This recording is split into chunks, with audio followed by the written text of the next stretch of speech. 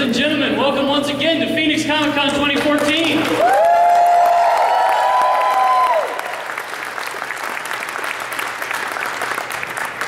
My guest today is Mr. Jim Butcher. He, of course, needs no introduction, but I'm going to give him one anyway. Mr. Butcher goes by the title Long Shot on a lot of online locales. It's a reference to the statistic that only 3 in every 1,000 people who attempt to become published authors actually make it. Never tell this man the odds. We are now 15 books into the Harry Dresden series.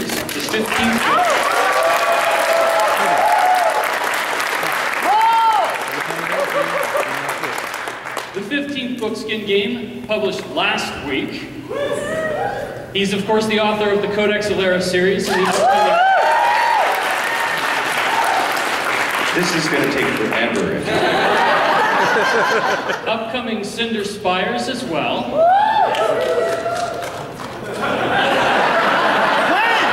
We want the win! Is he finished yet? Not by a long shot. Ladies and gentlemen, Mr. Jim Butcher.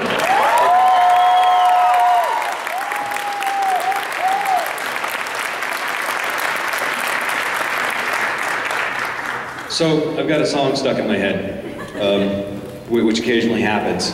Normally it's like just some inane thing, but at this point it's a fan modification of the theme song to Game of Thrones. Da da da da da da da da, Dinklage, Peter Dinklage, Peter Dinklage,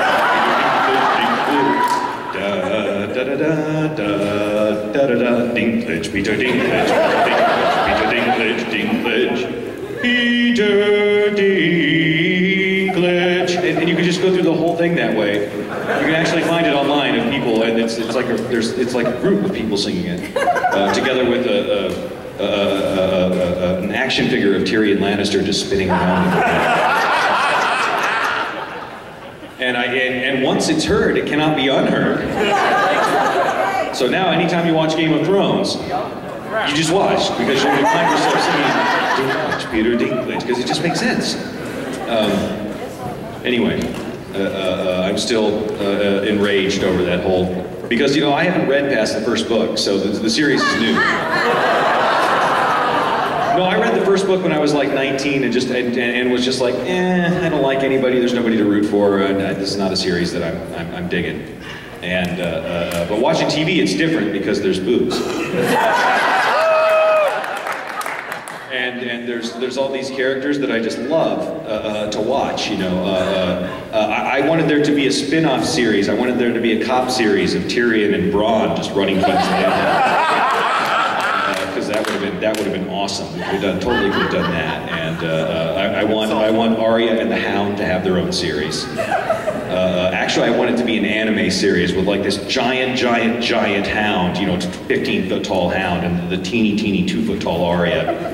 Because that would also make sense. But anyway, I guess we'll talk about stuff other than fandom at some point. It's hard for me to get my nerd on these days at times. So, what do we talk about? Well, do you want to tell us a little bit about the Cinder Spires series? There's buzz about it, but we don't have much hard information. The Cinder Spires. The first book is called The Aeronaut's Windlass because there are words like aeronauts and windlass, so you know it's steampunk.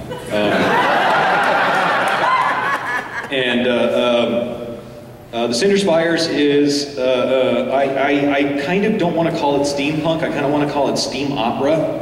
But then I thought maybe I shouldn't try and invent my own genre and I'll just call it steampunk. But it's really somewhere between space opera and steampunk.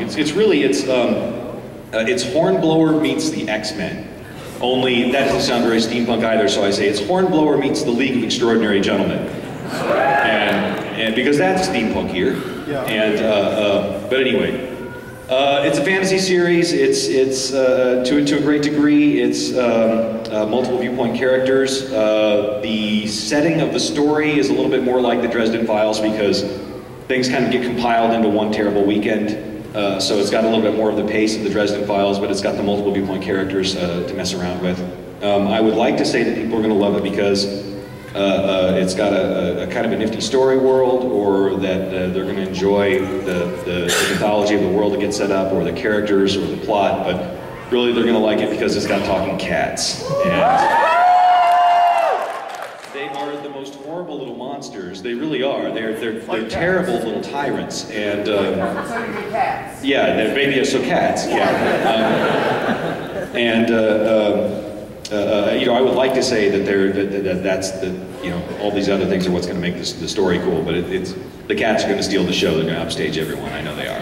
I love writing them because writing them is so much fun, and you know, and they're almost as good as they think they are, which just makes it worse. But anyway, but yes, we've got airships and pirate captains and a great deal of just general fun and dueling and manners and things like that. Anyway, the first book, it would have been done. It's a horrible dental things happened to me.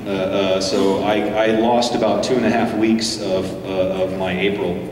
I spent them on medically sanctioned opiates during that time. You know, I had my dentist going, "Are you sure you don't want more?" No, I'm good. I've been watching the Weather Channel for like 3 hours now. And it's still interesting, so I think I've got enough drugs. But I'll be finishing it up and then starting the next Dresden Files book.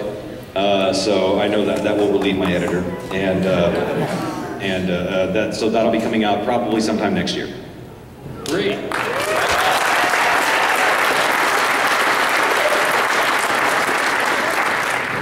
The wise internet tells me that you wrote Stormfront to prove a point to your writing instructor, and that you wrote Codex Alera to sort of settle a bet. Was there some kind of epic conflict that led to the writing of Cinder Spires, or did it just come out of your brain? Well, it wasn't really an epic conflict. It was just more along the lines of overhearing a conversation at a convention where somebody was saying, "Oh, well, sure, the cosplay board is great, but when has there really been a really popular steampunk series?" And there was a big discussion going on over my shoulder while I was walking around a convention floor one day. And plus, I wanted to write something that I could finally cosplay somebody from if I wanted to. Because, you know, I like to get my nerd on. You don't know me. And there's not really anybody in the Dresden Files I can do terribly well. So... Butters? No, I couldn't do Butters. I'm not skinny enough for Butters. I'm not scrawny enough for Butters. But anyway, so that was part of the reason for it, and then plus steampunk cosplay is really cool. You know, I'm just kind of enjoying all these outfits and everything that's happening. It's like, ooh, I'm gonna have to start building this stuff into worlds, and that will be a lot of fun. And so. Basically, I was just having my nerdy fun at home, and then I thought, well, maybe this should be a book, and I showed some of it to the beta readers, and the beta readers were like, "This is excellent," and I'm like, "It is." Okay, then let's try this. So. You recently said in an interview that Titania and Mab need a king like a fish needs a bicycle. Harry's constantly surrounded by women like Molly and Murphy and Charity. What inspires the particularly powerful women of the Dresden Files series? Oh, probably Princess Leia. You know, I mean, she was kind of the first action heroine that I remember seeing. You know, the first thing she does is stand up and blast somebody and smuggle some plans to, you know, the most dangerous installation in the galaxy off of ship right under Darth Vader's nose. So, you know, she's kind of cool.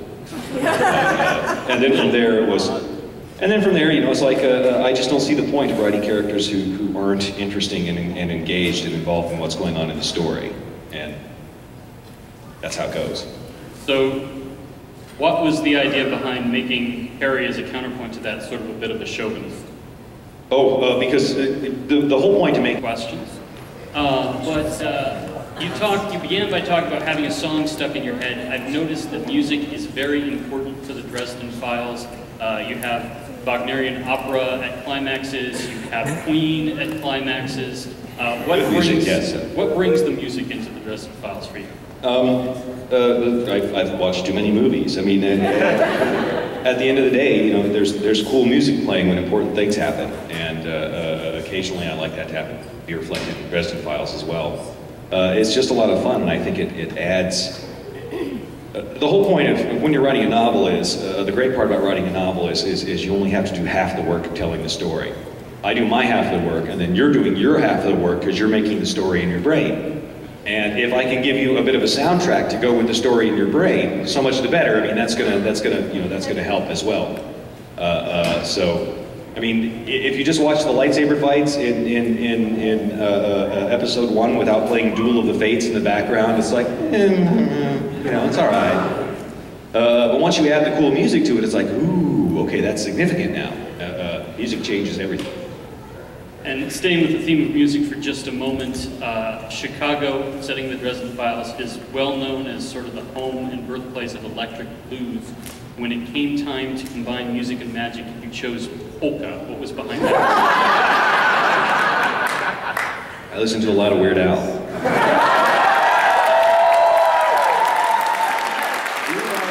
Weird Al's, his pop culture polka songs.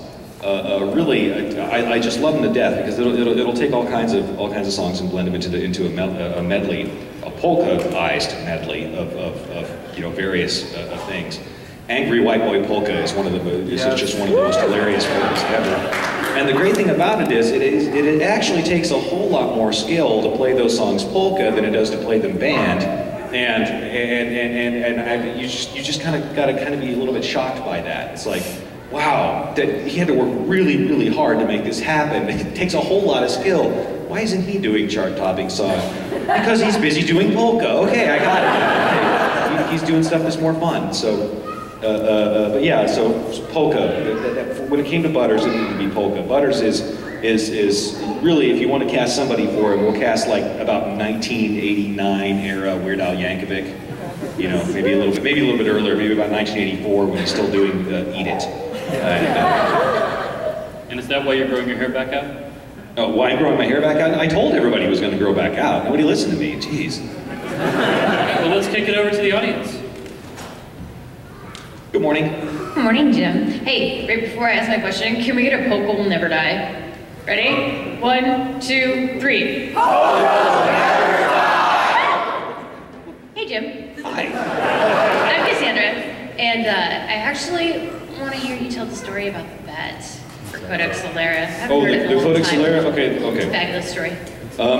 We'll set the Wayback Machine for 1998, 1999, somewhere right in there. And the Del Rey Online Writers Workshop has just started. And so it's a bunch of us that haven't been published yet, and we're involved in this online writers workshop. And we're talking about everything to do with writing. And so as you can imagine, it's the internet, so it's a bunch of loudmouths on the internet, and I'm one of them. Which I'm still a loudmouth on the internet, mind you. I have some books published now, but at the time, it was just a bunch of us nobodies who were aspiring writers, and so we're furiously arguing all these different things and sharing bits of our writing and critiquing one another and slashing each other to bits and sort of all thinking to ourselves, these are the people I have to beat.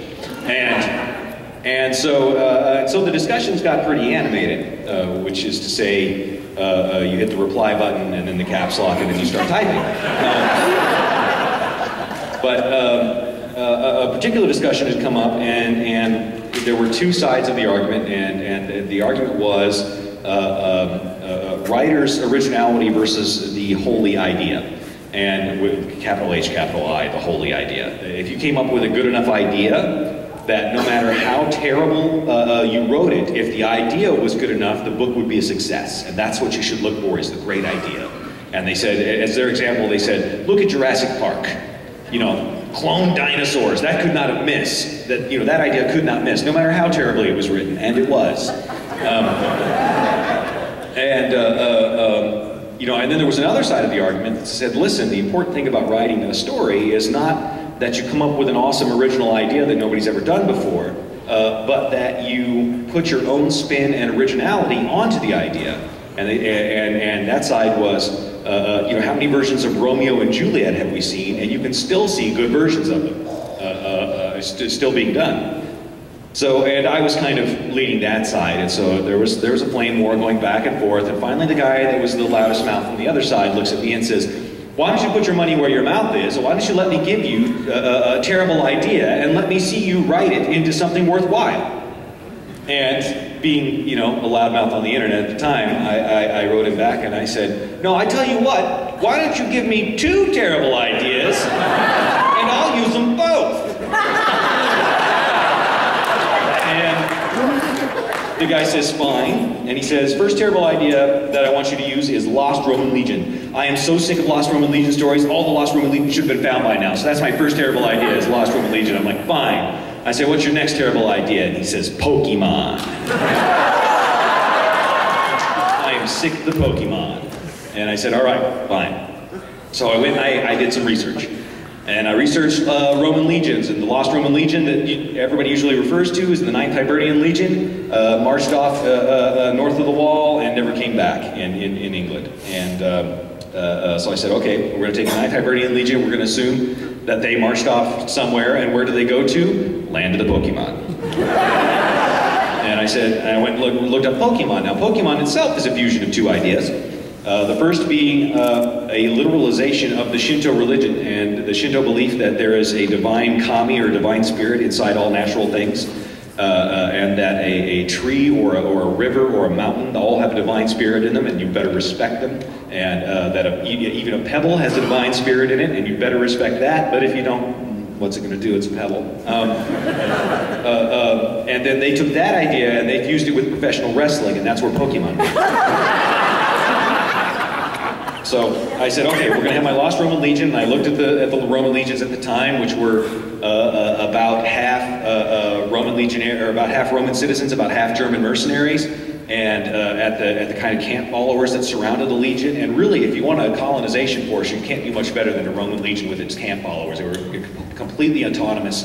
They were very used to doing what they did. They were very professional and could show up somewhere, plant crops, and just settle in. And said, okay, we'll have them go off to the land of the Pokemon, and I'm going to give them a few thousand years, and they're going to develop into this kind of bifurcated society that's centered around these big Roman metropolitan style centers. But then out in the country, it'll be all, you know, Germanic freeholds out there in the countryside. And I gave them a while to build up their culture, and said, okay, and now we're going to start the story with a boy on a farm, because that's where fantasy starts. I didn't make the rule. That's where Alara came from, and I finally went back to this guy and said, okay, you know what? And I went back a few months later and said, I think I've got a pretty good idea here, and at the time we still didn't quite know how the internet was going to work with publishing rules, so I said, I don't want to publish it here because I don't want to risk that, you know, losing my publishing rights, because I think I can write this up into a novel and actually get it sold. And the guy writes me back and says, oh, so in other words, I'm right. And I'm like, yeah, okay, whatever, man, you're right. So he was right, and I got a 6-book deal.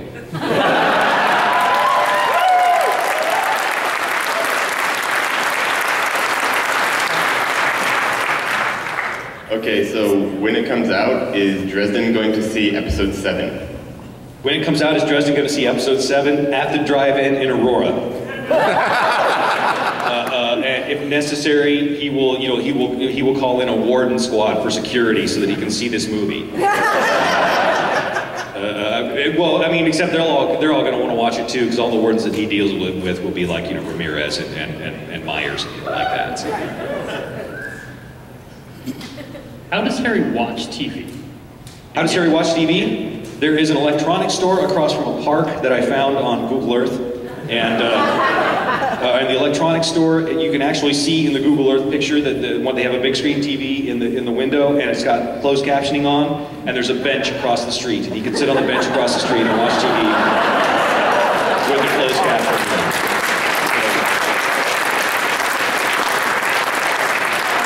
Thank you, Google Earth, for supporting my madness. So. And there, I have a question about the nature of the Fae. You have Clotho, Lachesis, and Atropos, the 3 traditional Greek faiths.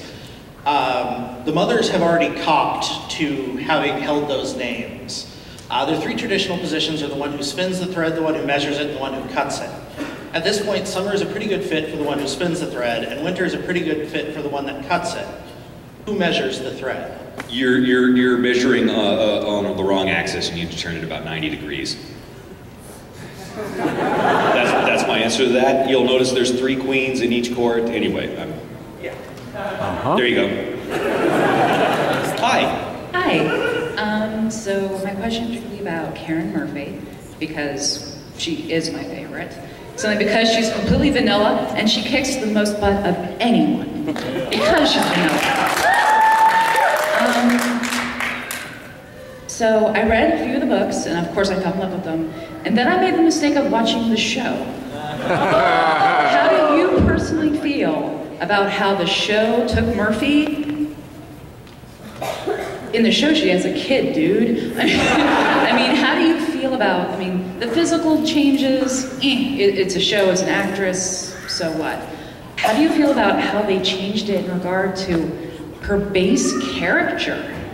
My opinion is a little skewed because Valerie, the actress who played Murphy, was the only one on the set who actually read the books. and like came up to me and was like geeking out about the series and stuff like that. And because there's very geek in her background somewhere. But she was nerdy enough to qualify, as someone I would invite to my D&D game. So, other than that. Okay, I gotta be honest, I've only watched most of the show once. That was all, that was all I needed. But the changes that got made were changes that got made kind of along the way, and kind of at the last, a lot of them got foisted onto the show at the last minute. I don't know if you guys knew this, but originally the show was scheduled to do, the first season was going to be a serial, and it was going to take the plots of Stormfront and Full Moon and interweave them along the way, and kind of have the climaxes of both happen at the same time at the end of the season, which I thought was kind of cool. But then like 2 weeks before, they got a call and said, hey, we're putting a new producer on it. It's this guy here who's really awesome. He just got done doing Charmed.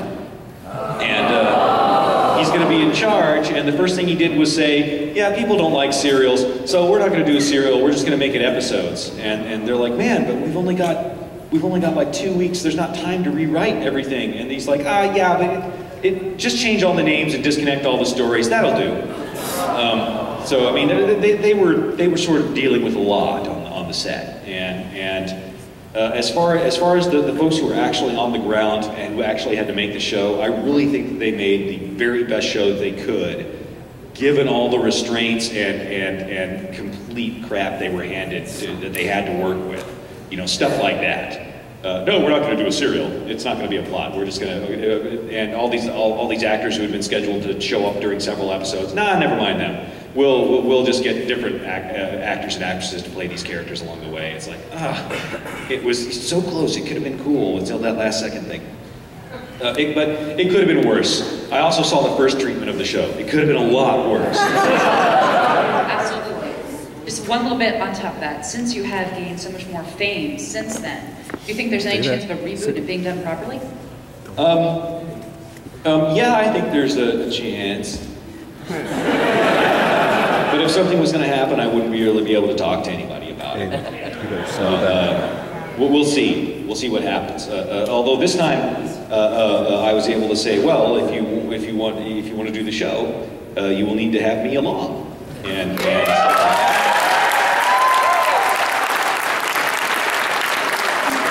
seems to have gone over well with, it seems to have worked out for George. Yeah. And I think it's working out for Pat. So, hopefully, if it works out again, it'll work out again for me. In my copious spare time, I'll be able to do TV show stuff. So. Hello. How did Mab come to owe Enduriel a favor? How did Mab come to owe Enduriel a favor? Mab has got a lot of things to get done. And you really, in the books, you only get to see bits and pieces of her job. But she has kind of an important job, which is why you never really see Mab and the Linanchi show up in the same book. Because when Mab is there, there's nobody doing Mab's job, and it's Leah's job to cover that. And when Leah's there, and when Leah shows up, Mab is busy because Mab is doing things that she can't be bothered with, some chump wizard in Chicago with. So she'll send the Linanchi to handle it instead.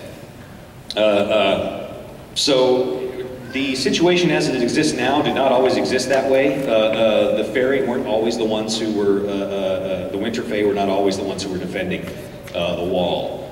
And the transition when they switched over was a rough one. And so Mab had to ask a lot of favors at that point. And she's got people she's still paying off. And Duril is one of them. Hello. When you wrote the live journals for aspiring authors, it was great several years ago, and I know you don't have free time, but if you could make free time, have you ever thought about writing a book on writing? Have I ever thought about writing a book on writing? I've thought about it, like I've titled it. I haven't ever actually thought about writing it, but but the book was, how to slay dragons, catch unicorns, break into publishing, and other impossible things. But then it would just be about breaking into publishing, basically. Because the dragon and unicorn thing, I don't know, I'm not good with that. But yeah, I've considered it. It's not something I'm really, all fired up about, because mostly writing stories is something I'm still learning about very quickly, and my learning curve is still pretty high. So I'm sort of waiting until I think I know something about writing stories before I start telling people how to do it. Mostly all the stuff that I put on my blog is just regurgitated Swain and Bickham. If you want to go read the books by Jack Bickham and White Swain. Granted, I use examples like Star Wars rather than, I think they're trying to be more academic, so they're using Homer and Ulysses and stuff like that as their examples, which aren't as much fun as Star Wars. Really, I'm not teaching anything new about the craft of writing. When I teach a writing class, I'm not telling anybody anything new. This is all stuff you can find out. I did my learning at the University of Oklahoma School of Professional Writing. Debbie Chester was my teacher. I think she's still a professor there. And it's just, a lot of writing, 90% of the business is just learning craft. It's not anything mystic that you have to have a super cool talent for. You just have to figure out, this is how storytelling works, and here's the various pieces and how they're put together, and then you can learn how to do it. It's a matter of practice for the most part, and then after that, then it becomes a matter of how much innate talent you have, which I did not have much in the way of innate talent. I could prove it to you. I could show you the first 8 books I wrote, except I'm not that mean. They were awful. But eventually I started listening to Debbie, and I started learning, well, this is how you put together a character. This is how you introduce a character. Here's how you write an action scene. Here's how you write a scene where you start revealing the character's feelings and intentions. And here's how you keep the story focused and moving towards a direction. It's not easy by any means, but it's simple. I compare it to lifting an engine block out of a car. That's simple, it's not easy. And that's most of what storytelling is. The stuff is pretty simple, and you just have to practice it and practice it and practice it until you get it down.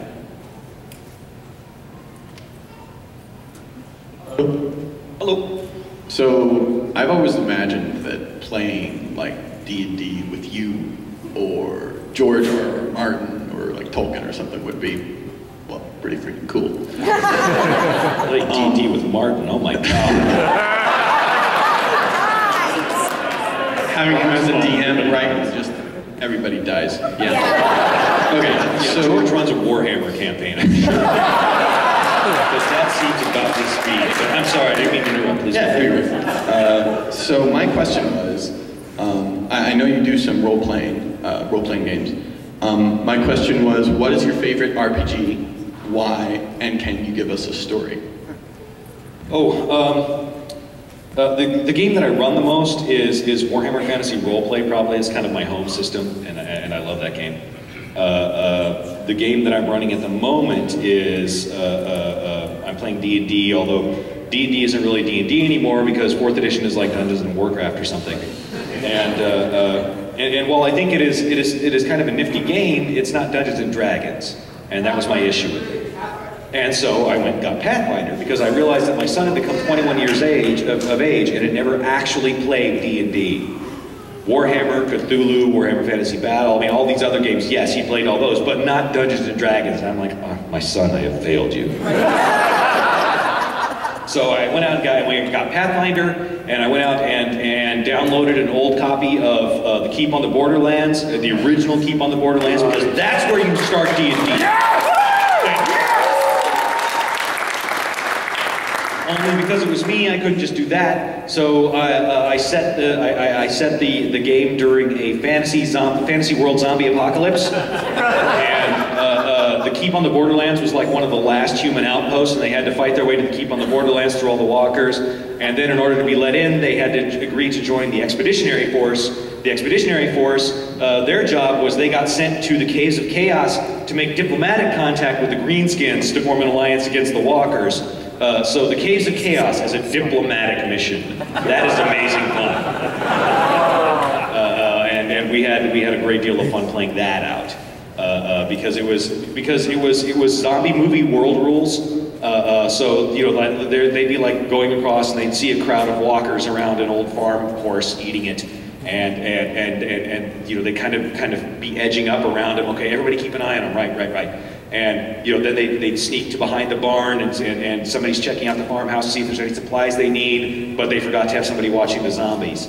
And so the zombies went from like 150 yards away to they're opening one door very carefully. The zombies are right there, you know, because that's zombie movie rules. That's how it works. And so then they went out. The boys had to go out and watch zombie movies because this was my son and a couple of his friends and some of my nephews. And so they went out and checked out zombie movies. And they were like, "Yep, this is exactly what he's talking about. This sort of thing happens constantly." So you know, they had to do research, you know, in order to survive the world. So they started setting, you know, zombie survival rules, which was just amazing. Except for one of the guys had rolled, I don't know how he did it, but on 4 dice 6 he managed to roll complete snake eyes for his wisdom. And he's a character with it. He's the magic user to boot. So he's the 18 intelligence, 3 wisdom magic user. So, you know, the way he decided to play it was, you know, I'm just going to do the most ill-advised stuff I can think of, but I'm going to do it as intelligently as possible. So oh yeah, I'm definitely going to go check out the spooky barn, but you know, I'm going to be throwing light spells. I'll use this telekinesis spell to open this door, and why are you even there? People are shouting from the woods. But yeah, that's the kind of game I play, that sort of thing. So you know, they wound up, you know, they finally made friendly contact with, or more or less friendly contact with the hobgoblins, and you know, my son walked away with a warg puppy because he was just determined, and my God, that was my mistake, letting him have that warg, you know, that warg puppy as a character, because I swear he shows up at Christmas dinner, and Dad, I got a puppy. And you know, he's you know, he's living on his own. He's 22 now, so he can do that if he wants to. But he shows up with his puppy that's 8 weeks old and weighs 30 pounds under one arm. And I'm like, oh my God! It's like, why'd you buy the large breed puppy chow? So his dog's name is. So now I'm officially a grandfather because my son has got a puppy, and the puppy's name is Atlas. And Alice is now about 8 months old, and you know, he's sitting. He's like this tall, and his paws are still huge. He's still growing. His head is still too big for the rest of him. And I call him the kaiju because he keeps stepping on my dog and not realizing it. So when we're playing video games, I have to get to my computer, and then Frost comes and like sprints in, you know, because I don't want to get walked on. He sprints in. And then we have to put a sheet of sheet metal up over the entrance to the desk so that the kaiju can't come back and torment Frost. Because he loves Frost and he wants to be friends with him. And Frost is just like, no, go away, newbie. I don't want anything to do with you. But anyway, that long rambling answer to that question.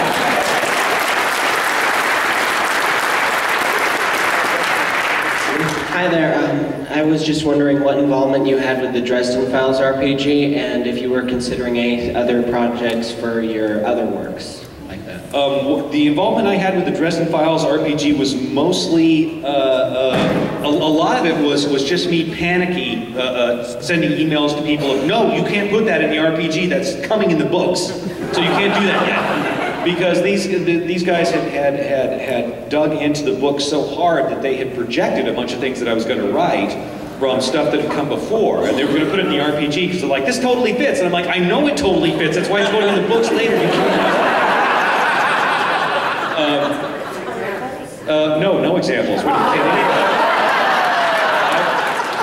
I've got a living to make. My son still wants more school. Come on. But by and large, it was a bunch of conversations about how the world worked, and that was most of what I did, was talk to them about the story world. I mean, they knew the stuff about the Outsiders and the Wall and the Outer Gates a long time before anybody else did, because I'd gone through and discussed that with them. And so at that point, they say, okay, we think we got what we need. We're going to go work on it, and then we'll come show it to you. And I'm like, yeah, you'll come show it to me, and I'm going to tear into it with a red pen, and that's going to be awful. We're going to write all this dialogue in the side margins for Harry and Bob. And I'm like, yeah, you're going to write all this dialogue, and I'm going to have to erase all of it, and spend hours working at it probably, because I'm basically a grumpy old man. And then they send it to me, and I'm starting to read it, and I get out my red pen as I'm starting to read it, and I'm like going, oh, this is freaking hilarious. I read all the way through, and I'm like, I don't really have to touch any of this, and no, you guys actually just, you worked your asses off and did a really good job. And it's like, no, you can have it. This is great. This is good stuff. And so now they're working on the Dresden Files Live to do it as a LARP. So just in case it's not nerdy enough to be around the table with your friends, you can also get dressed up in costumes and play the game and hit each other with Nerf weapons if you want to, and that'll be fine. And I'll still be the one guy who can't play it. But that's cool. That's all right. Everybody else can have a good time. I'm the one guy who can't play the Dresden Files because when I play a game, I'm a power gaming weasel. And if you're the GM, can you imagine trying to GM me in a Dresden Files? Yes, it is that way, and if necessary, I'll write it that way in the next book. I don't even care if it's part of the plot. I'll just put it in there. And yet, if I'm the GM, too much like work. So, so I'm the guy who can't play, but it's okay. You guys play and enjoy it. That's the point. You guys should do that. Hello. Hello. If you were to sit down in a bar and have a drink with any 3 fictitious characters, either out of your series or anyone else's series, who would they be? Oh my gosh. If I was going to sit down in a bar and have a drink with any 3 fictitious characters from my series, golly, it would not be any of the good guys. Because they just would not think, for crying out loud. Oh, it would be Lara Wraith and her sisters. There we go.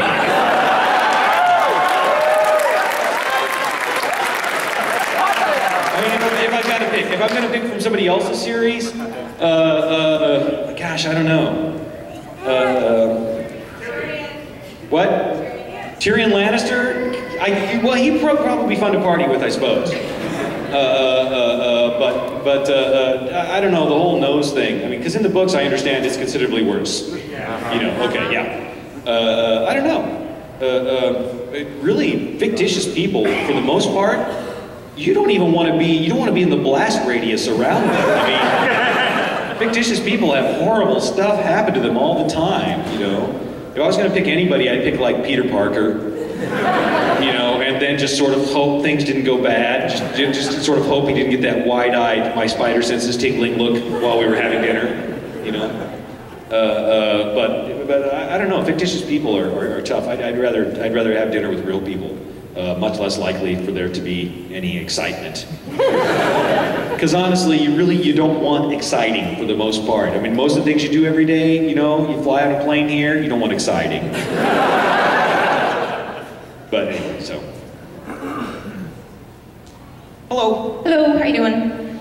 Just had a quick question. When Harry got the Winter Mantle, I noticed he knew pretty quick how to sling those spells and had the correct vocabulary to do that. Was that something that he got while rehabbing with Mab, or is there like a download in Winter Mantle 101 that came with the mantle? Just curious.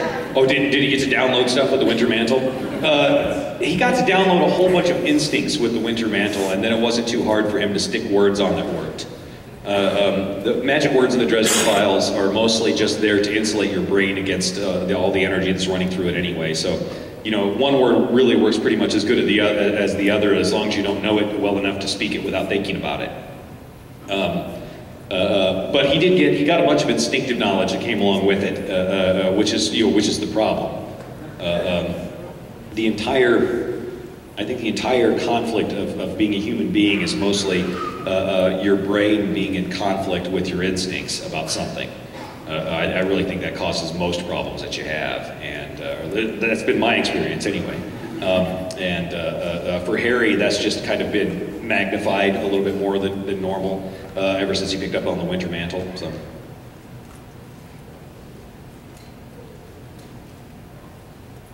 Hey. So we all know you're a big Star Wars fan. If you had unlimited free time and Disney gave you total control, how would you write Star Wars 7? Ooh, unlimited free time and Disney gave me total control. How would I write Star Wars 7? I would have to start with Solo and Organa's twins. And they would have to be like troublemaking children, like problem children, twins, as that would have to work out. And I think the girl would be worse than the boy. From there, we'd have to get some grumpy old man action with Solo, because Dad still gets to be Dad. Even when Dad is old and grumpy, he's still Dad. So Solo would still get to show up at inappropriate points and shoot people first and stuff like that.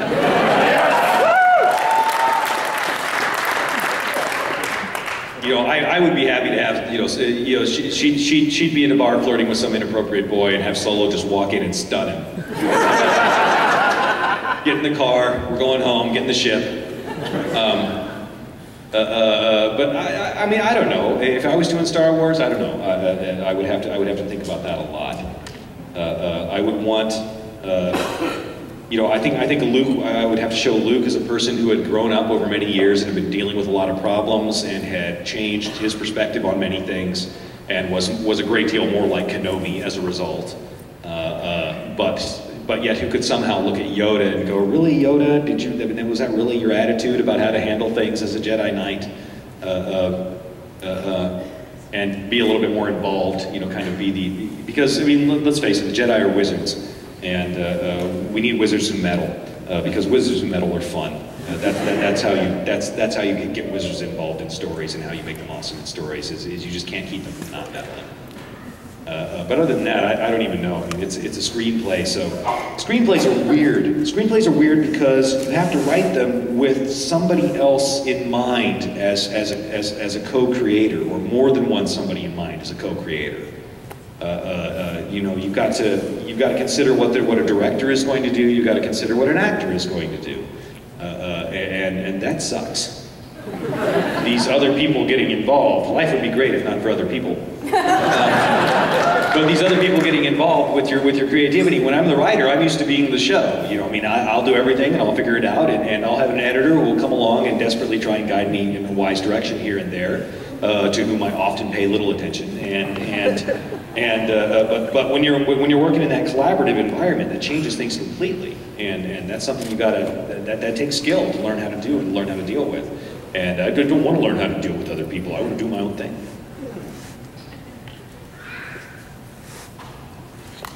Hi. Hi. I know you've referenced them both, so I'm just wondering, which do you prefer, the musical episode of Buffy or Dr. Horrible's sing-along blog? Which do I prefer, the musical episode of Buffy or Dr. Horrible? I'm going to go with the musical episode of Buffy, just because there was a broader degree of the kind of music that you got to see. So you got to see like the flashback, old school stuff with Xander and Anya. You got to see there was various kinds of music there. Plus, I just liked Buffy more because it had more history, and it was more taking the characters that we knew and throwing them into this new and groovy situation. Dr. Horrible was fun, if only because it was kind of creating its own little world. But it wasn't of the same. I don't think it was of the same dramatic caliber. Although it did have just that ugly downer of an ending, which was just an awesome thing. I mean, I was not expecting that from Dr. Horrible's sing-along blog. It's like, oh, by the way, we get to the end. There you go, everything you ever wanted. Oh man. And that's the difference between writing comedy and writing a tragedy is you know, you give people the results of their choices. You always do that in drama. You always give people the results of, you always give them what they've earned.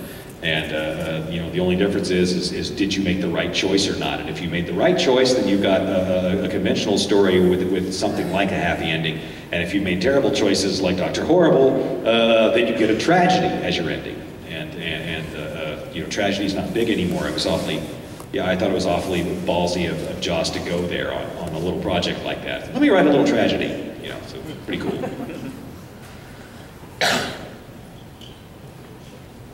I have a writing structure question, and it surrounds map, but it's not directly about map. But basically, just background. The transferring of the winter mantle from person to person has been the cause of more moments in the books where I see something happen to somebody that I've been following for 3 or 4 books, and then I throw it down, and I go get it. So no spoilers, but that stuff. How many of those things are in your original outline because you believe in big beginnings, middles, and ends, and how many of those things are you reading the old books and going, yeah, I could totally do something with that? Most of the stuff that's in the outline is stuff that happens to Harry. Because I wanted the Harry is kind of the center of the story. And then the events in Harry's world that are most going to drive him are there in the center of the story. Other stuff happens, it happens in a bunch of different ways. I mean, I've got multiple, you know, I've had multiple options of how I can handle things, of who's going to be Harry's, you know, close associate or sidekick during this next story. So that stuff that you're talking about there, I saw coming a couple of books in advance, but it could have gone one of several ways. And the character in question didn't necessarily need to survive. I mean, that was one of the options I could have gone with. Yeah, people aren't safe. I mean, I need Dresden, and I killed him. Which is the happiest ending we've had in a while. What's that? Harry's death was the happiest ending we've had in a while. Yeah, well, and people are like, that was a cliffhanger, and I'm like, no, that was not a cliffhanger, not according to writing structure. A cliffhanger is when you say what's going to happen and then tune in next week because you don't know what's going to happen. Your character's literally hanging from a cliff. That was the end of the story. Harry set out to rescue his daughter even if it kills him, and it did. The end. So that's not the point. But yeah, I mean, I can usually see a couple or 3 books ahead of what's going to happen. And I knew that something horrible was going to be happening to that character, and it was just a question of what flavor of horrible. And this was worst. So that's what I picked. What, you guys didn't know that's how I operate? That's yeah. When I think, you know, okay, what is going to be the most painful, what is going to be the most cause the most emotional conflict within the story? That's the option I almost always try and go with. Now, I mean, that's not where I want everything to go all the time, because then I'm George Martin. And I don't want to try and be George, because, you know, we all have to be who we are, and I want there to be the occasional happy ending. Yeah, I mean, I honestly, I couldn't tell you what's going to happen to a bunch of the characters between now and the end of the series, because I don't know. And their individual fates aren't something that I have plotted out. I mean, I'm following Dresden and the big story that he's following, and these other people along the way, I hate to say it, they're expendable. So, good luck with that. I mean, good luck to all of you. I hope that your favorite is okay, but I make no promises. All right, no problem. Hey, Jim. I just had a question. Back in Cold Days, I'm going to save the spoilers, we had a certain revelation that kind of tied the plots of a bunch of the earlier books together in one cohesive thing. Did you have that in mind when you were writing those earlier books, or did you kind of tie them all together later on and get the idea for that as you were writing Cold Days? No, that was, you're talking about Nemesis, right? Yeah. No, that was there from the get-go. And has been showing up since, has been actually on stage since Grave Peril. And there were Nemesis characters showing up in Grave Peril doing things. And there are more of them, you know, more of them have happened along the way that you don't know about yet. Which is why, I mean, that's why it's such a great threat, because it can be completely invisible and transparent, and you don't know it's there until later, then you work it out. Oh. So hopefully, I mean, my whole point in writing a lot of these books is I tried to write it so that you would get a different sense of it after you knew things later on, so that you could go back and read it again and go, oh. You know, and I try and do it on little ways, in little things, like, I'll try and do little things like with Mouse, when eventually you work out what Mouse really is, and you go back and all of a sudden, you know, the scene where he's attacking, ferociously attacking Harry Dresden's Snoopy doll is a lot different because you realize, oh, that's the Snoopy doll that's got the Luke Ruse blood on it from several books ago, and that's what he's smelling, and that's why he's assaulting it, because he's, you know, he's instinctively good and awesome.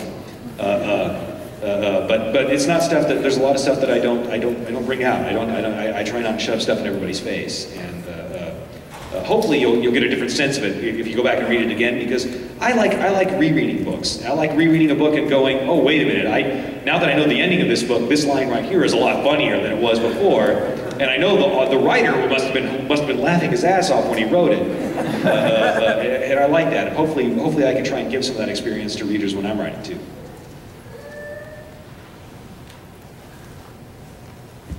Jim.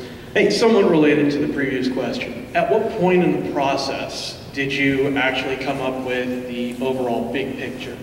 Considering that with Stormfront, it was proving a point. It was just the one story. At what point did you actually expand upon the entire universe? I went and I handed my writing teacher the first 2 chapters of Stormfront, which were the first ones that I wrote. And she read them, and I was waiting for her scathing reply, because that's what she usually had. I mean, her responses would range, the way she would begin her replies were always memorable, because they would range from things like, what were you thinking? To, are you kidding me? To just rolling up the